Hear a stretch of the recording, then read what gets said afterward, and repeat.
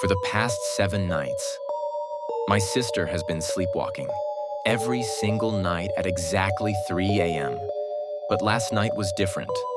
Last night, she didn't come back. So I did what any brother would do. I followed her.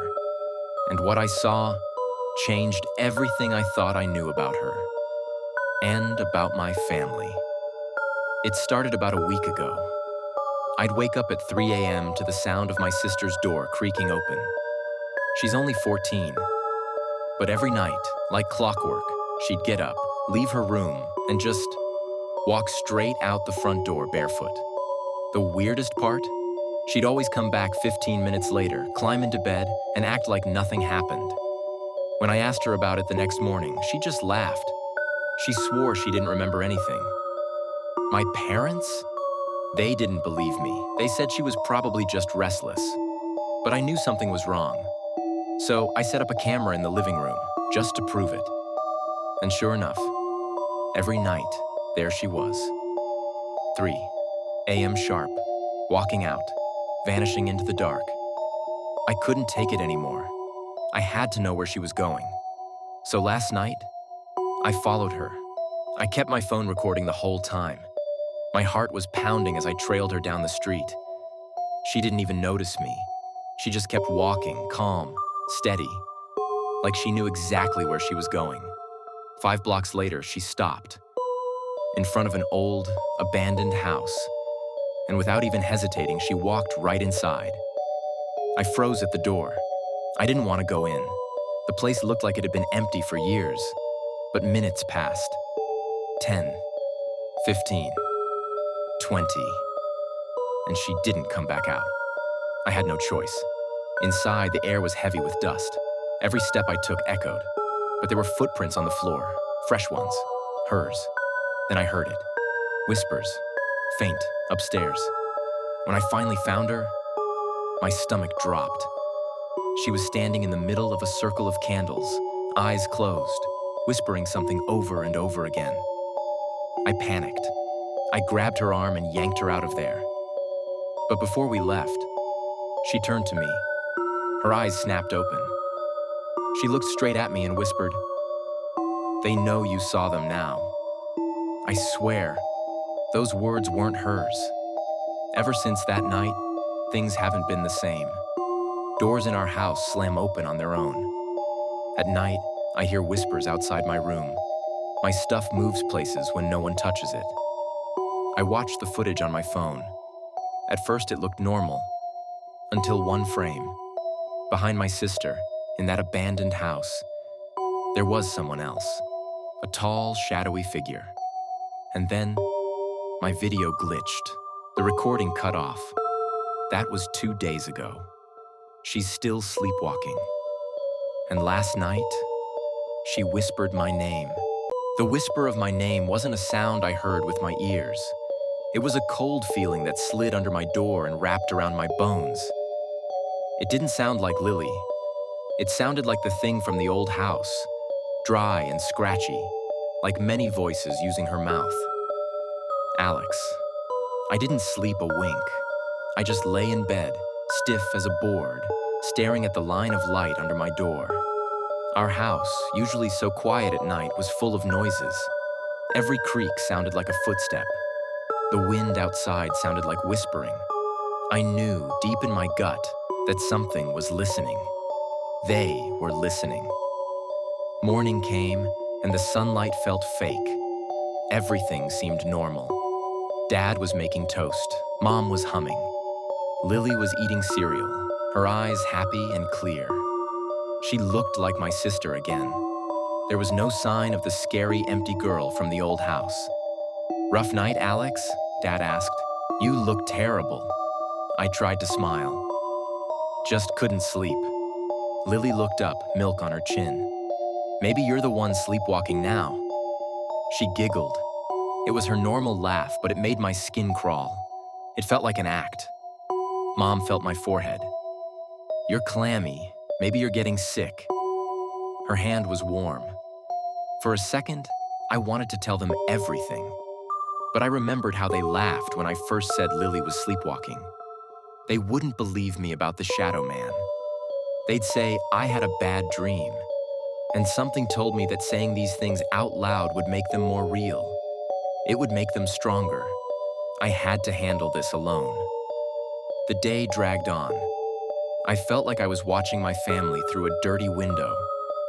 They were all going about their day, but I could see the cracks.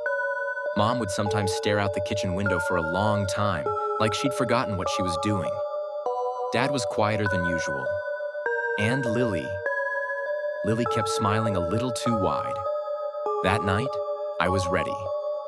I put a chair under my doorknob. I had my phone fully charged. I was not going to sleep. I had to see it for myself. I had to know what happened at 3 a.m. But exhaustion is a powerful thing. My eyes grew heavy. The last number I saw on my clock was 2:58 a.m. Creak. My eyes snapped open. It was 3:02 a.m. I'd fallen asleep. The sound was her door opening. My heart hammered against my ribs. I quietly moved the chair and peeked out. There she was, Lily, walking down the hall in her pajamas, her feet bare on the cold floor. She moved like a ghost, straight for the front door. This was it. I had to follow. I had to know. I slipped out after her, keeping my distance. The night air was cold. She didn't seem to feel it. She turned the same way as before, walking toward the abandoned house. My hands were shaking so bad I could barely hold my phone to record. She walked right up to the old house and went inside without stopping. I stood at the door, my breath making little clouds in the air.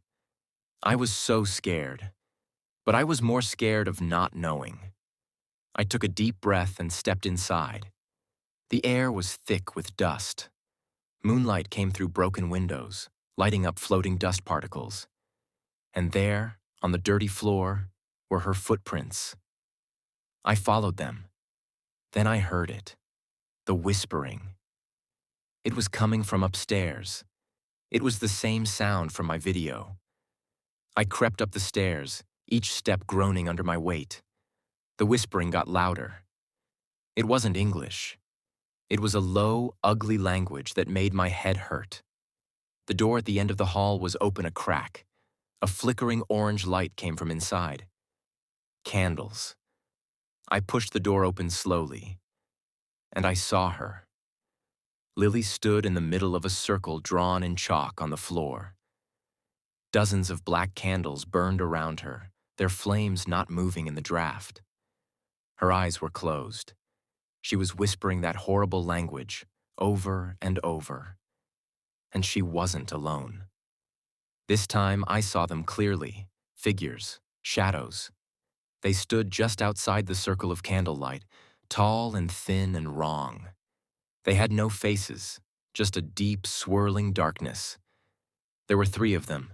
They were watching her, listening. I forgot to be quiet. I forgot to be careful. That was my little sister in there. "Lily!" I screamed, and I ran into the room. Her eyes snapped open. They were solid black. The whispering stopped. The shadow figures didn't move, but I felt their attention shift to me. It was like a physical weight, pushing down on me. I grabbed Lily's arm. "We have to go, now." She didn't fight me. She just let me pull her. But as I dragged her toward the door, she turned her head. Those black eyes looked right at me. The voice that came out was not hers. It was the same multi-voiced rasp from my bedroom. "The door is open now, Alex. You should not have come back." We ran. We ran out of that house and didn't look back. I half carried Lily all the way home and put her back in her bed. She was asleep again, like a normal sleep. I thought we were safe. I was wrong. That was when the real changes started. The next day, small things began to happen. The TV would switch on by itself to static. The house would get cold for no reason. I'd walk into a room and feel like someone was standing right behind me. I checked the video on my phone from that night. It was mostly shaky and dark. But then I saw it. One clear frame. It showed me pulling Lily away, And right behind us, one of the shadow figures was reaching out. Its hand was long and thin, made of smoke. And it wasn't reaching for her. It was reaching for me. Then the video glitched and ended. Last night was the worst. At exactly 3 a.m., my bedroom door swung open all by itself. It wasn't Lily this time. The hallway was empty and dark. But from the darkness, I heard it again. That dry, whispering voice. This time, it didn't use Lily's mouth. It spoke from the hall. "We are coming in, Alex. You let us in." I jumped up and slammed the door shut, pushing my dresser in front of it. I spent the rest of the night listening to scratches on the other side. This can't go on. I can't pretend everything is normal anymore. I have to tell my parents. I have to make them believe me. Tonight, I'm going to stay awake. I'm going to wake them up when it starts. I'll show them. They have to believe me. Because if they don't, I think those shadows are going to stop whispering and start doing something much, much worse. And I think they want more than just my sister. I think by following her, I invited them in. And now they want me too.